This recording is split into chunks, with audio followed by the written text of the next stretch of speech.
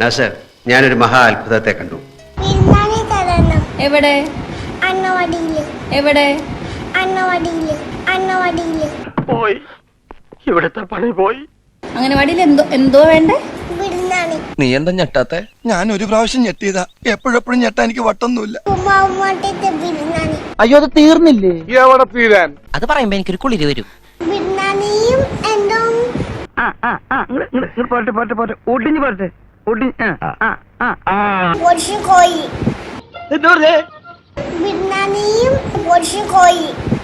അടിപൊളി. ദേവികുളം ഗ്രാമപഞ്ചായത്തിലെ 1-ാം നമ്പർ അംഗനവാടി, ആ അംഗനവാടിയിലെ ഒരു കൊച്ചുമിടുക്കനാണ് ഈ ചോദ്യം ചോദിച്ചത്. ആണോ? ഭയങ്കര. ആ കൊച്ചുമിടുക്കൻ അതാണ് നമ്മുടെ മുമ്പിൽ നിൽക്കുന്ന ഈ ശങ്കുണ്ണി. പ്രതിഭയാണ്, പ്രതിഭാസമാണ്.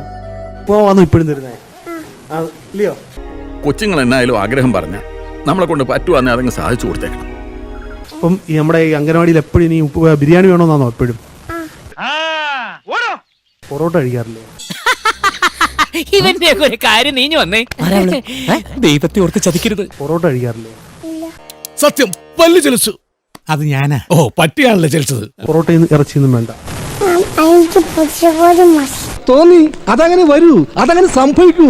അപ്പൊ ഇന്ന് ഈ പൊരിച്ചുകോഴി ടീച്ചർ മേടിച്ചു തരാമെന്ന് പറഞ്ഞോ? ഇല്ല.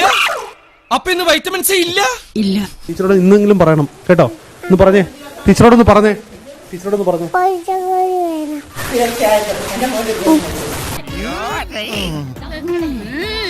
ചങ്കു പറയുന്ന പോലെ ബിരിയാണി തന്നെ വേണോ അംഗനവാടിയിൽ? വേണോ? നിങ്ങളെല്ലാം ആവശ്യമാണോ? ബിരിയാണി വേണോ? വേണോ? ബിരിയാണി വേണോ? എനിക്ക് നീ മതിയായിട്ടില്ലല്ലേ? അങ്കണവാടിയിൽ ഉപ്പുമാവിന് പകരം ബിരിയാണി വേണമെന്ന ശംഖുവിന്റെ ആവശ്യത്തിൽ ഇടപെട്ട് വനിതാ ശിശുവികസന വകുപ്പ് മന്ത്രി വീണ ജോർജ് കുഞ്ഞിന്റെ ആവശ്യം പരിഗണിച്ച് അങ്കണവാടിയിലെ ഭക്ഷണ മെനു പരിഷ്കരിക്കുമെന്ന് മന്ത്രി അറിയിച്ചു.